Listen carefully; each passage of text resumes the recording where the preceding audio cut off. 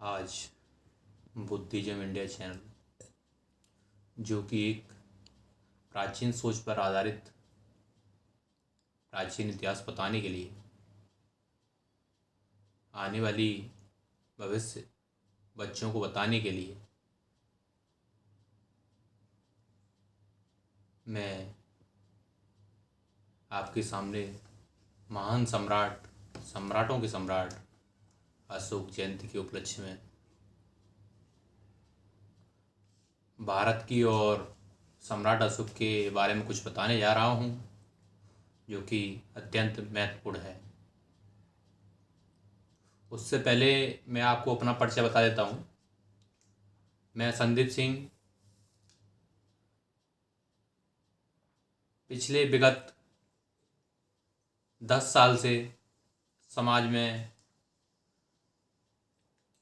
हर तरह से अलग जगाने का काम कर रहा हूँ, समाज को जागरूक करने का काम कर रहा हूँ। बाबा साहब का मेन मोटिव शिक्षित बनों को लेकर मैं आगे बढ़ रहा हूँ। मेरा मेन काम शिक्षा का प्रचार प्रसार और लोगों को शिक्षित करने का है। सम्राट अशोक की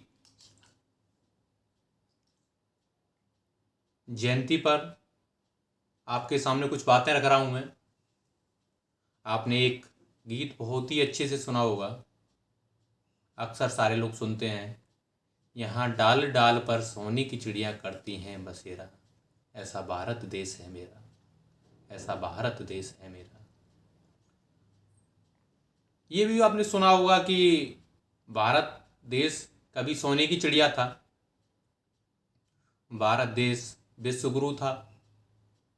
ये सारी बातें सुनने को आम हैं, बहुत सारे लोगों से सुनने को मिल जाती हैं, स्कूल से लेके घर तक, घर से लेके समाज तक। लेकिन कोई भी हमें ये बताने को तैयार नहीं है कि भारत विश्वगुरु कब था, भारत सोने की चिड़िया कब था। मैं इस छोटी सी वीडियो में आपको बता रहा हूँ, जो आपके बहुत ही काम आएगी और दोबारा से विश्वगुरु के सपने को हम संजो सकते हैं और उसे बनाने के लिए अग्रसर हो सकते हैं। जब भारत में महान सम्राट अशोक का शासन था, उस समय मानव हित के लिए सबसे बड़े काम किए गए। और आपको मैं बता देता हूँ, बताते हुए मुझे बड़ा हर्ष हो रहा है कि सम्राट अशोक के शासन में ही, जिसे हम कह सकते हैं बौद्धकालीन भारत में ही, भारत विश्वगुरु था और भारत सोने की चिड़िया था। ये बात मैं कह रहा हूँ, इस बात को आप ऐसे ही मत मान लेना, क्योंकि तथागत गौतम बुद्ध ने कहा है कि मैं कह रहा हूँ इसे ऐसे ही मत मानो, पहले आप सोचो समझो, उसके साक्ष्य ढूंढो, तब आप मानो। कुछ साक्ष्य मैं आपके सामने प्रस्तुत भी कर रहा हूँ। आपको ये तो जानकारी होगी कि जब भारत बहुत विश्वगुरु था, उस टाइम पे भारत में अनेकों विश्वविद्यालय, विक्रमशिला, तक्षशिला, नालंदा, पल्लवी जैसे विश्वविद्यालय भारत में हुआ करते थे, और उस समय भारत का नाम जम्बूद्वीप हुआ करता था। दोस्तों, मेरे मित्रों,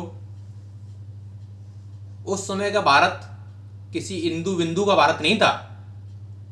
उस समय का भारत बौद्धकालीन भारत था। इंदु बिंदु मैं शब्दों को तोड़ मरोड़ कर बता रहा हूं, आप सीधे समझ सकते हो मैं किसके बारे में कहना चाह रहा हूं। आज वो लोग इंदु बिंदु जिन्हें मैं कहता हूं, सीधे सीधे शब्दों में कहूं तो धूर्त पाखंडी आर्य, जो एक झूठ का धर्म चलाते हैं, भारत को वर्तमान में गुमराह करे हुए हैं, वो लोग आपको केवल इतना बता सकते हैं कि भारत विश्वगुरु था, लेकिन इतना बताने से डरते हैं कि भारत विश्वगुरु बौद्धकालीन समय में था। भारत उसी समय सोने की चिड़िया भी हुआ करता था, क्योंकि सम्राट अशोक ने पहली बार दुनिया में पहली बार जनमार्ग बनवाए। इंसानों से लेकर पशुओं तक के लिए उन्होंने अस्पताल खुलवाए। पशु वध को बैन किया उन्होंने और अनेकों जन कल्याणकारी काम किए। उनके बारे में आपको यह तो पता ही होगा कि उन्होंने युद्ध नीति को छोड़कर बुद्ध नीति अपनाई थी। अपने दोनों बच्चे,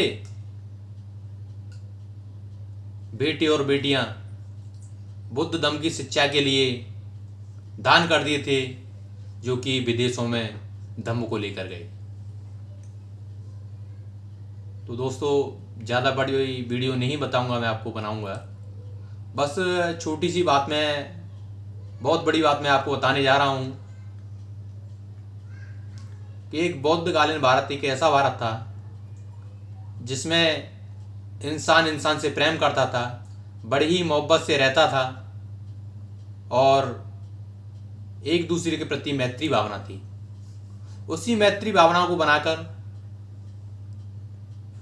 शैक्षणिक केंद्रों को दोबारा से पुनर्स्थापित कर और भारत को बौद्ध में बनाकर ही हम दोबारा विश्वगुरु बन सकते हैं। बाकी जो वर्तमान भारत में चल रहा है, जो कभी हुए ही नहीं, उन्हें नायक बनाया जा रहा है। उन नायकों के सहारे और झूठ के सहारे हम कभी विश्वगुरु नहीं बन सकते हैं। इस बात को मैं दावे के साथ कह सकता हूँ। और दोस्तों, ये आपका ही चैनल है बुद्धिज्म इंडिया।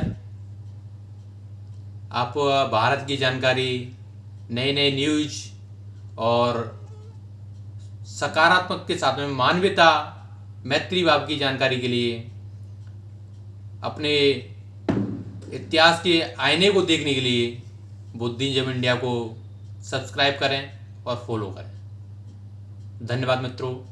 लास्ट में मेरा संबोधन, जय मानव, नमो बुद्धाय, जय भीम।